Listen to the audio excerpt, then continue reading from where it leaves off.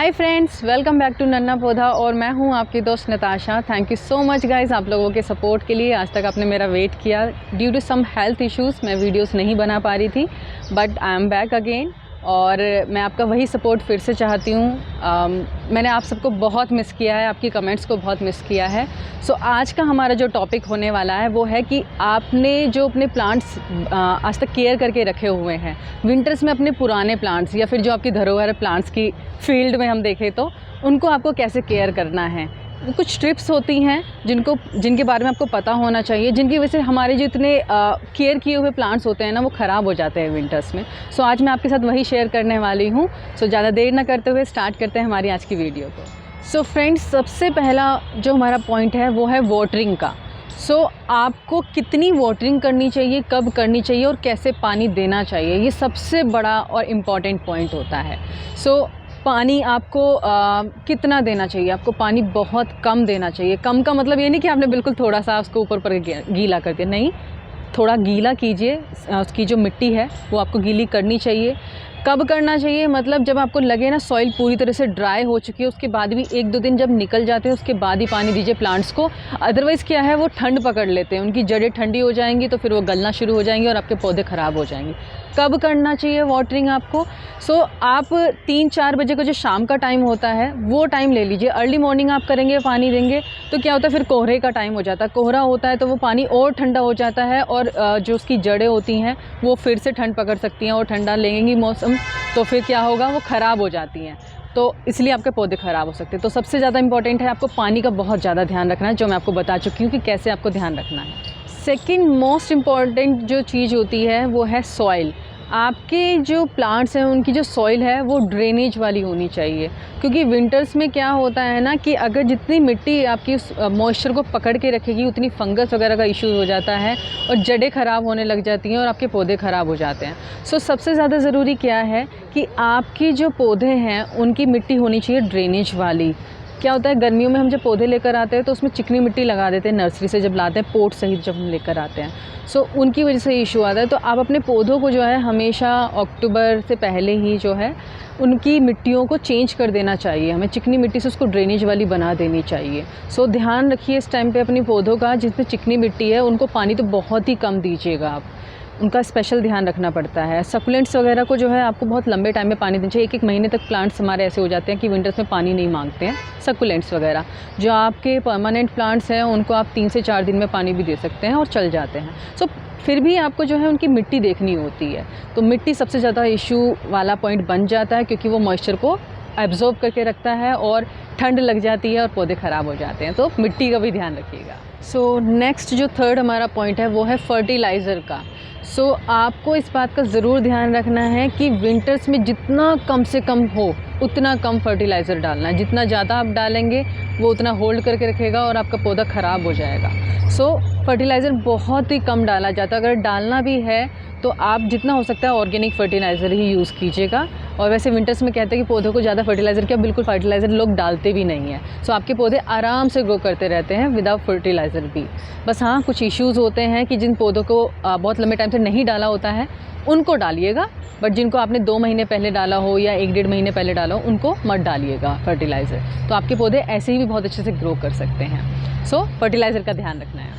Next fourth जो हमारा point है वो है सनलाइट से रिलेटेड। सर्दियों में सनलाइट मिल जाए तो पौधे को तो फिर ज़िंदगी बन जाए उनकी। बट क्या है, विंटर्स में सनलाइट डायरेक्ट नहीं मिल पाती है, इतनी अच्छी रोशनी नहीं होती है, तभी वो विंटर्स हैं। उस टाइम पे आपको क्या करना है, अपने पौधों के हिसाब से अपने पौधों को शिफ्ट करना है। कुछ पौधे हैं जिन्हें आप अंदर शिफ्ट कर सकते हैं ऐसी जगह पर जहाँ ज़्यादा हीट ना हो, ठीक है। उन पौधों को, जो छोटे पौधे हैं, उन्हें अंदर शिफ्ट कर दीजिए साइड ऐसी शेडेड प्लेसेस पे, वहाँ शिफ्ट कर दीजिए। बाहर की भी ऑक्सीजन जो प्योर एयर है वहाँ उनके पास आराम से आती जाती रहे, वो वाली प्लेस पे आपको शिफ्ट करना है। या फिर कुछ ऐसे पौधे जिन्हें आप शिफ्ट नहीं कर सकते हैं, उनके लिए शेड बना दीजिए। शेड रहेगा तो डायरेक्ट जो ओस वाली जो वाटरिंग होगी, जो ओस गिरती है वो उन पे नहीं गिरेगी और जो लीव्स हैं वो ख़राब नहीं होंगी। और लीव्स ख़राब नहीं होंगी तो फिर वो पानी, जो ओस का पानी है, वो पौधों की जड़ों तक नहीं जाएगा और आपके पौधे ख़राब नहीं होंगे। आपको ध्यान रखना है, जिन पौधों को आप शिफ्ट कर सकते हैं उन्हें आप शिफ्ट कीजिए विंटर्स में। फ्रेंड्स, हमारा जो 5th है वो है पॉइंट कि आपके जो पौधे हैं उनको आपको क्लीन रखना होगा। क्लीन का मतलब कैसे, देखो गर्मियों में क्या होता है, पौधे गिरते हैं, मतलब प्लांट्स की लीव्स वगैरह गिरती हैं, तो उससे हमें कोई इशू नहीं होता है। लेकिन विंटर्स में अगर पौधों की जो लीव्स हैं वो गिर के मल्चिंग हो जाती है उनकी, तो उसमें क्या होता है, अगर आप उसे क्लीन नहीं करेंगे, उसको हटा देना चाहिए, नहीं करेंगे तो क्या होता है, उसमें फंगस होने लग जाती है, उसमें माइट्स रहने लग जाते हैं, और माइट्स जब रहने लगेंगे तो आप समझ सकते हैं कि आपके पौधों को वो ख़राब करना शुरू कर देते हैं, लीव्स को खाना शुरू कर देते हैं आपके पौधे में, फिर धीरे धीरे फंगस का भी इशू आ जाता है। सो ये सारे जो इश्यू होते हैं ये आपके प्लांट को ख़राब करने लग जाते हैं। तो आपको इस बात का ज़रूर ध्यान रखना है कि आपके पौधे क्लीन रखना है। जब हो जाता है कि 10-15 दिन हो गए हैं और आपको लगे डस्ट इकट्ठी हो गई है आपके पौधों के ऊपर, तो उस टाइम पे क्या करना है, जिस दिन आपको लगता है ना कि ज़्यादा सर्दी नहीं है, थोड़ा धूप निकल रही है, उस दिन ऊपर से लेकर नीचे तक अपने पौधों को सारा नहला देना चाहिए, और एक्स्ट्रा वाटर है वो आपको उसको हटा देना चाहिए, और ड्रेनेज से पानी निकल जाना चाहिए। ड्रेनेज होल्स का बहुत ज़्यादा ध्यान रखना है आपको। सो फ्रेंड्स, जो 6th पॉइंट है, जो डिस्कशन का मेन पॉइंट है, वो है फंगीसाइड से रिलेटेड। सो क्या रीज़न होता है, विंटर्स में आपके पौधों में फंगस लग ही जाती है, थोड़ा बहुत ज़रूर हो जाता है। सो आपको क्या करना है, आप टिलिंग करते रहते हैं पौधों की, लेकिन फिर भी जो होता है ना कि वो जो मिट्टी होती है वो जमने लग जाती है और फंगस उस पर हो जाती है। सो आपको हर 10 से 15 दिन में 1 लीटर पानी लेके उसमें थोड़ा 1 स्पून फंगीसाइड डाल के उसको स्प्रे कर देना है, थोड़ा थोड़ा स्प्रे कर देना, हर पौधे में थोड़ा थोड़ा स्प्रे कर देंगे, तो जितनी भी फंगस बन रही होगी या थोड़ा भी शुरुआत भी होगी जिसके बारे में आपको पता नहीं होगा, उसको भी वो रिमूव कर देगा। तो फंगीसाइड जो है विंटर्स का बहुत ज़्यादा इंपॉर्टेंट पॉइंट होता है, आपको फंगीसाइड डालना बहुत ज़्यादा ज़रूरी होता है। सो अपने पौधों में आप फंगीसाइड विंटर्स में ज़रूर डालें।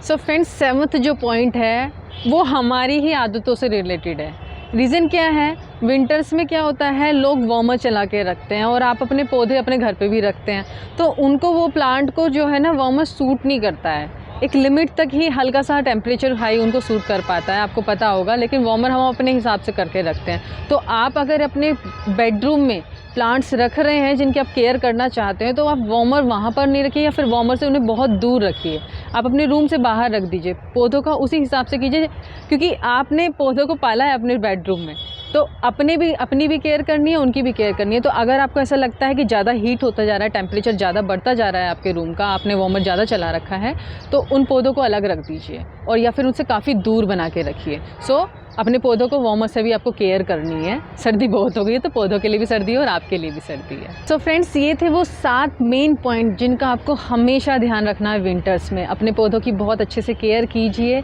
और इन 7 बातों का ज़रूर ध्यान रखिए। अगर इन बातों का ध्यान रखेंगे तो आपके पौधे हरे भरे रहेंगे, उनमें कोई भी इशू नहीं आएगा और ज़्यादा केयर करने की भी आपको ज़रूरत नहीं पड़ेगी, और समर्स तक आपके पौधे बहुत हरे भरे और सुंदर लगेंगे। फ्लावरिंग प्लांट्स भी बहुत आ गए हैं, तो उन्हें भी आप लगाइए, अपने घर में खुशहाली लेकर आइए, क्योंकि पौधे जब फ्लावर खिलते हैं तो आपके फेस पे भी स्माइल आती है। सो आई होप आपको ये वीडियो पसंद आई होगी। प्लीज़ मेरी इस वीडियो को लाइक कीजिएगा, कमेंट कीजिएगा अगर कुछ भी आपका सजेशन है तो, एंड सब्सक्राइब करना मत भूलिएगा। हमारी बहुत सी वीडियोस पड़ी हुई हैं, हमने बहुत सी वीडियोस इन्फॉर्मेशन के लिए बनाई थी प्लांट लवर्स के लिए, तो अगर आप नए हैं तो उन वीडियोस को ज़रूर देखिएगा। सो मिलते हैं नेक्स्ट वीडियो में, तब तक के लिए बाय।